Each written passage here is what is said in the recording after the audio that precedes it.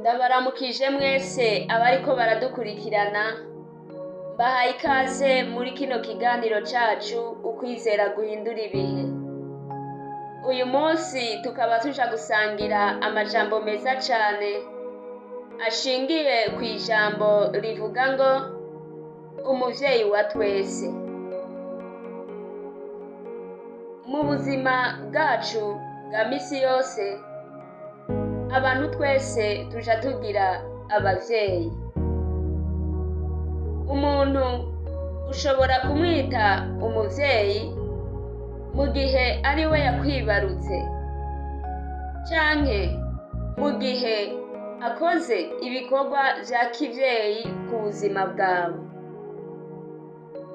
Umuvyeyi ni umuntu afise inshingano zo kurera, ni umuntu afise inshingano zo gukingira no gushigikira nyene kumwita umuvyeyi, na cane cane mu kumutegurira amerekero y'akazoza k'ubuzima bwiwe.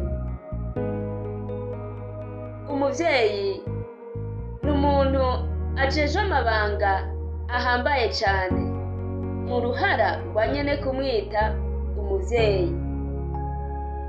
Umuvyeyi ni umuntu twese twama duhanze amaso, ni umuntu twama dufiseko icizere yuko adashobora kunanirwa, na cane cane kuvyo tuba tumwitezeko canke kuvyo tuba tumukeneyeko. Tuba tuzi yuko ashoboye vyose.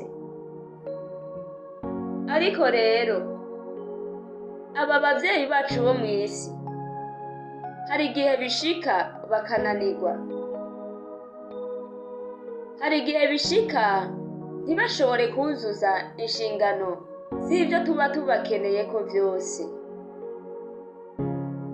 Nico gituma nagomba ndakubwire yuko hariho umuvyeyi wa twese. Uyo muvyeyi wa twese ntananirwa, ashoboye vyose. Nico gituma abantu twese tugomba kumuhanga amaso, tukamugirira icizere mu vyo tuba tumugombako. Reka dusome ijambo ry'Imana. Matayo igice ca 6 umurongo w'9 kugeza kuri 11. Haravuga ngo, hari umuntu muri mwebwe umwana wiwe yomusaba umutsima akamuha ibuye, canke yomusaba ifi akamuha inzoka? None mwebwe ko muzi guha abana banyu ingabire nziza muri babi, mbega so wo mw'ijuru ntazorushiriza rwose guha ivyiza abamusavye? Ngo mbega so wo mw'ijuru ntazorushiriza guha rwose ivyiza abamusavye? Nguyu umuvyeyi wa twese, ni Data wo mw'ijuru, ni Imana. Uyu niwe se w'imfuvyi, ni umugabo w'abapfakazi.